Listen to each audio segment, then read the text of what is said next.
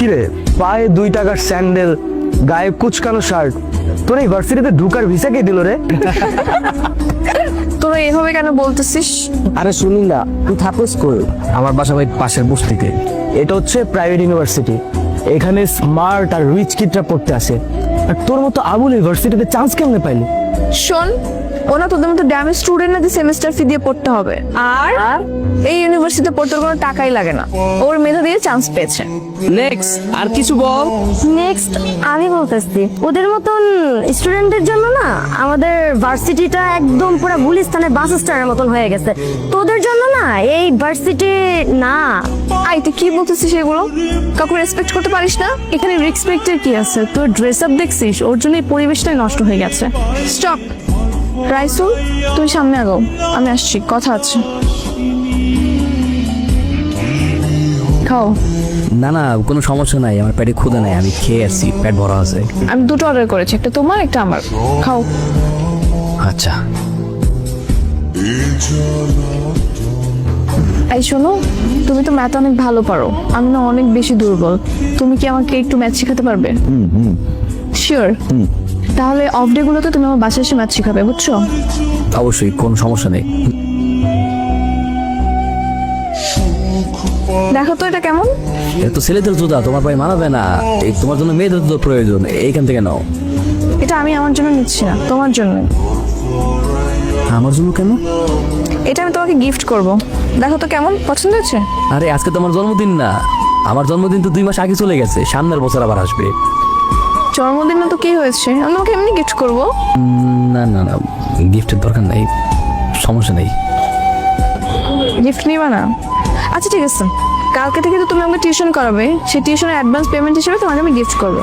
এবার নেবে? মানে? মানে তুমি কালকে থেকে আমাকে ম্যাথ পড়াবে, তো সেটার অ্যাডভান্স পেমেন্ট হিসেবে তোমাকে আমি একটা গিফট করবো, বুঝছো? দেখো পায়ে পরে দেখো, লাগে কি?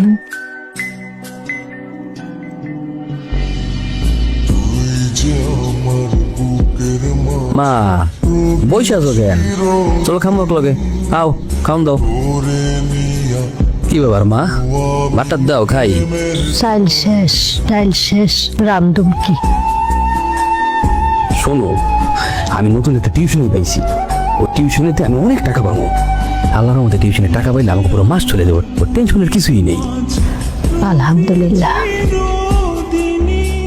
হ্যালো, কি করছো? এই কিছু না, এই যে ডিনার করতেছি। ও, কি খাচ্ছো? গুড়মুড়ি, আমি রাতে গুড়মুড়ি খাই।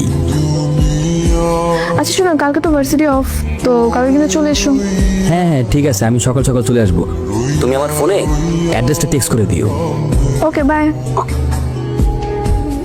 মা কি হয়েছে, মুড়ি খাবো, সমস্যা কি? তুমি বল। তুমি তো আনইজি ফিল করতেছো কেন? আমরা তো ফ্রেন্ড, চিল। এনো, তুমি তোমার মেধা দিয়ে ম্যাথটা সলভ করবে। অঙ্কের ব্যাপারে প্রথমে যে কথাটা জানতে হবে সেটা হচ্ছে যে ম্যাথের ভয় পাওয়া যাবে না। হ্যাঁ, ভয় পেলেই কঠিন মনে হবে, জিনিসটাকে ভালোবেসে করতে হবে। এই তো হয়ে গেল, বুঝতে পারছো? আসলে তো অনেক ইজি, আমি এত সহজভাবে কখনো শিখি নাই। এখন থেকে পারবা। আঙ্কেল আসসালামু আলাইকুম। বসো, আমার বাবা। হ্যাঁ, কি ব্যাপার বলো। ছেলেকে ও তো অতসীর বন্ধু। অতসীর বন্ধু মানে? এই বস্তুটার ছেলে অতসীর বন্ধু হয় কি করে? ভার্সিটির বন্ধু, ছেলেটা নাকি খুব ভালো ম্যাথ পারে, তাই অতসী বলছিল ওর কাছে ম্যাথ করবে। দেশে টিচারের অভাব, ওরকম লোয়ার ক্লাস ছেলের কাছে ওকে ম্যাথ শিখতে হবে না, তোর গাছকে বিদায় করে দাও। আস্তে কথা বলো না, শুনতে পাবে তো। শুনো বলনি কোন একটা বস্তির ছেলেকে তোমরা ঘরের ভেতরে ঢুকিয়েছো, মানুষজন দেখলে আমার মান সম্মান থাকবে? আচ্ছা চিল, বাদ দাও। এরপর আমরা কিভাবে করতে পারি এটা? আসলে হয়েছে কি বাবা, অতসীর বাবা ওর জন্য একটা আগে থেকে টিচার ঠিক করে ফেলেছেন। আমি আর অতসী জানতাম না, উনি আবার কলেজের প্রফেসর, উনি কাল থেকে ওকে পড়াতে আসবে। এখন তুমি কাল থেকে তোমার না আসলেও চলবে। ঠিক আছে, কোনো সমস্যা নেই, আমি কালকে থেকে আর আসবো না। আচ্ছা ঠিক আছে বাবা, নাস্তা করো।